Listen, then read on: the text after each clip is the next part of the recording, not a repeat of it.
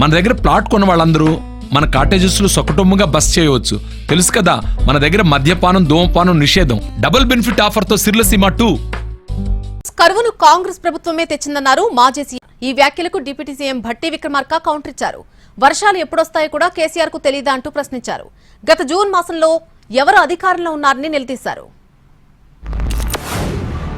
వచ్చిన కరువు కానే కాదు, అసమర్థ కాంగ్రెస్ ప్రభుత్వం తెచ్చిన కరువు.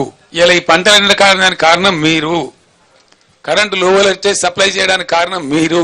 మీకన్నా జస్ట్ బిఫోర్ 8-8.5 ఏళ్ళు మేము ఇచ్చినాం పవర్, అద్భుతంగా ఇచ్చినాం. మీరు ఇయ్యలేకపోతున్నారంటే మీరు అసమర్థలే కదా, మీరు శాతగాని వాళ్ళే కదా. సింపుల్ కదా, దాంట్లో ఏమి పెద్ద సంస్కృతం ఉందా? అర్థం చేసుకోవడానికి ఏమైనా పెద్ద రాకెట్ సైన్స్ ఉందా? 8 ఏళ్ళు వచ్చిన కరెంటు ఏకదం ఎందుకు మాయమైందండి? ఎట్లా మాయమవుతుంది? నేను మాట్లాడే మాటలు కూడా ప్రజలు వింటున్నారు. ఎవరు సమర్థులు ఎవరు అసమర్థులు తెలుస్తారు కదా.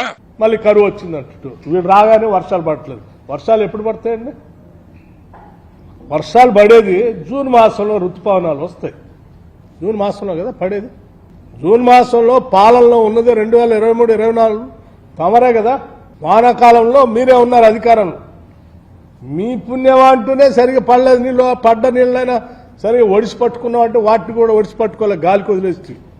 వాటిని సక్రమంగా ఒడిసి పట్టుకొని నింపుకొని ఉంటే ఈ పరిస్థితి. నువ్వు వాటర్ ప్రాపర్గా నీ వాటర్ మేనేజ్మెంట్ లేకపోబట్టే ఈరోజు కరువు వచ్చింది.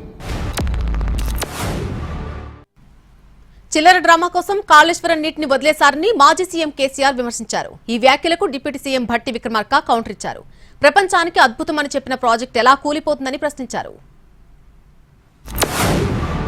వచ్చిన కరువు కానే కాదు, అసమర్థ కాంగ్రెస్ ప్రభుత్వం తెచ్చిన కరువు. ఇలా ఈ పంటలు ఎండడానికి కారణం మీరు, కరెంటు లో వోల్టేజ్ సప్లై చేయడానికి కారణం మీరు. మీకన్నా జస్ట్ బిఫోర్ 8-8.5 ఏళ్ళు మేము ఇచ్చినాం పవర్, అద్భుతంగా ఇచ్చినాం. మీరు ఇయ్యలేకపోతున్నారంటే మీరు అసమర్థలే కదా, మీరు శాతగాని వాళ్ళే కదా. సింపుల్ కదా, దాంట్లో ఏమి పెద్ద సంస్కృతం ఉందా? అర్థం చేసుకోవడానికి ఏమైనా పెద్ద రాకెట్ సైన్స్ ఉందా? 8 ఏళ్ళు వచ్చిన కరెంటు ఏకదం ఎందుకు మాయమైందండి?